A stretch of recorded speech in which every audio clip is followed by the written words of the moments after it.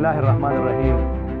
دوستو، وسطی ایشیا جو آج کے ترکمانستان، ازبکستان، تاجکستان، قرغیزستان اور قازقستان پر مشتمل ہے، دنیا کے نقشے پر اپنے محل وقوع، جغرافیہ اور تاریخ کے حوالے سے زمانے قدیم سے مرکزی اہمیت کا حامل رہا ہے۔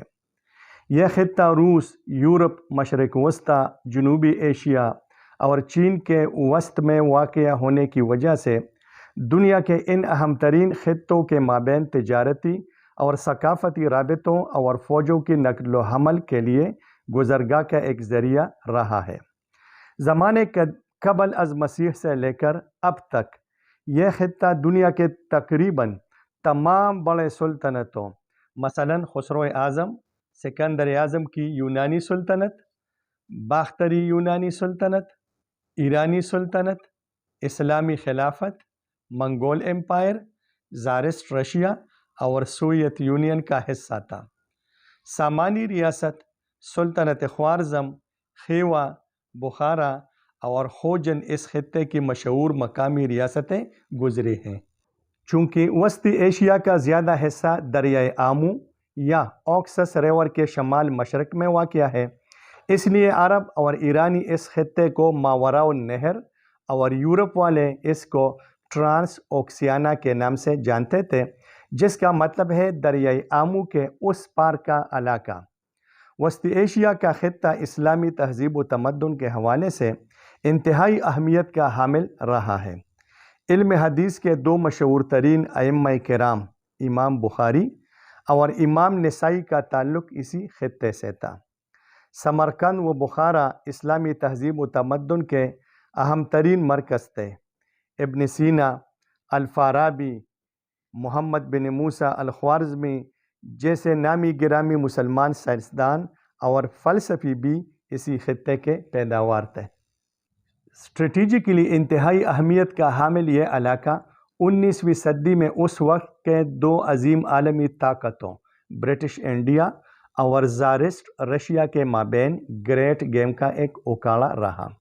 اس وقت انگریز پنجاب اور سندھ کے مشرق اور جنوب میں برصغیر کے تمام علاقوں کو زیر تسلط لا چکے تھے، جبکہ روس جنوب مشرق کی طرف پیش قدمی کرتا ہوا کیسپین سی اور آرال سی کے شمال مشرق میں سائبیریا کے نواحی علاقوں تک پہنچ چکا تھا۔ روس کا پیٹر دی گریٹ کے زمانے سے ایک دیرینہ خواب بحر ہند کے گرم پانی تک پہنچنا تھا۔ برصغیر پر انگریزوں کا قبضہ زار روس کے اس خواب کی تکمیل میں بڑی رکاوٹ تھی۔ ہندوستان سے انگریزوں کو بے دخل کرنے کے لیے راستہ ہموار کرنے کے لیے روس کا وسطی ایشیا کے ممالک اور افغانستان پر قبضہ ضروری تھا، کیونکہ ان ممالک پر قبضہ کیے بغیر روس ہندوستان تک نہیں پہنچ سکتا تھا۔ روس کے اس مشن کو ناکام بنانے کے لیے اور اس کے بڑھتے ہوئے سیلاب کو روکنے کے لیے انگریزوں کی حکمت عملی بھی طاقت اور مصلحت پر مبنی تھی۔ پنجاب، سندھ، بلوچستان اور پختونخوا پر قبضہ اور افغانستان پر متعدد بار فوج کشی اسی حکمت عملی کا ایک حصہ تھی۔ دریائے آمو تک وسطی ایشیا کے علاقے پر زار رشیا نے قبضہ کیا اور در خیبر تک برصغیر انگریزوں کے قبضے میں آ گیا، جبکہ ان دونوں دیوہیکل ریاستوں کے باہمی ٹکراؤ کو روکنے کے لیے اور ان کے سرحدوں کو ایک دوسرے سے دور رکھنے کے لیے افغانستان کو بفر اسٹیٹ کے طور پر برقرار رکھنے پر اتفاق کیا گیا۔ 1991-92 میں روس میں کمیونزم کے زوال اور اندرونی ٹوٹ پھوٹ کے عمل کی وجہ سے وسطی ایشیا کے 5 ریاستوں کو بھی آزاد ہونے کا موقع ملا اور سوویت یونین کے باقی ماندہ 10 ریاستوں کی طرح وسطی ایشیا کے 5 ریاستوں نے بھی آزادی اور خود مختاری کا جھنڈا بلند کیا۔ آزادی کے حصول کے بعد وسطی ایشیا کے ممالک کے تاریخ کا ایک نیا دور شروع ہوا۔ اس خطے میں چونکہ کافی معدنی وسائل ہیں، مثال کے طور پر یہاں پر 31.4 بلین بیرلز تیل اور 825.8 ٹریلین کیوبک فیٹ گیس کے ذخائر ہیں۔ تو ظاہر ہے کہ معدنی وسائل کے حوالے سے یہ خطہ کافی اہم ہے اور اس کی ویسے بھی اسٹریٹجک اہمیت کافی زیادہ ہے۔ تو اب یہ خطہ نیو گریٹ گیم کے ایک دور میں داخل ہو چکا ہے۔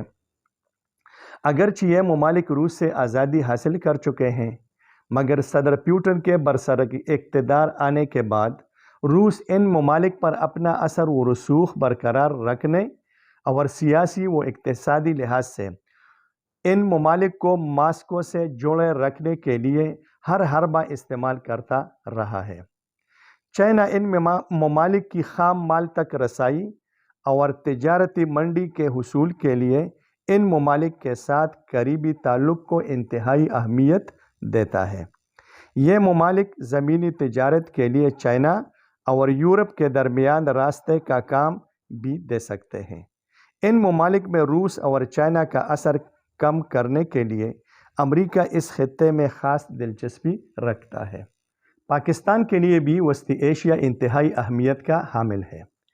گیس اور تیل کی فراہمی اور تجارت کے فروغ کے لیے وسطی ایشیائی ممالک سے قریبی تعلقات پاکستان کی خارجہ پالیسی کا اہم ترین جزو رہے ہیں، لیکن افغانستان کے غیر مستحکم حالات ان مقاصد کے حصول میں رکاوٹ رہے ہیں۔ پاکستان وسطی ایشیا کے ممالک کے لیے سمندر تک رسائی کا سب سے مختصر اور موزوں راستہ ہے۔ پاکستان کی ان کوششوں کو ناکام بنانے کے لیے اور وسطی ایشیا کو پاکستان کو بائی پاس کرا کر افغانستان اور ایران کے راستے رسائی حاصل کرنے کے لیے ہندوستان نے چابہار کی بندرگاہ کی تعمیر کا منصوبہ شروع کیا، جو افغانستان سے امریکی فوجوں کی انخلا اور اشرف غنی کی حکومت کے خاتمے سے کٹائی میں پڑ گیا۔ دوستو، اس ویڈیو سے آپ کو اندازہ ہوا ہوگا کہ واقعی وسطی ایشیا انتہائی اہمیت کا حامل علاقہ ہے۔ تاریخی لحاظ سے، جغرافیائی لحاظ سے، تجارتی اور ثقافتی لحاظ سے، ہر لحاظوں سے یہ خطہ دنیا کا ایک مرکزی خطہ رہا ہے۔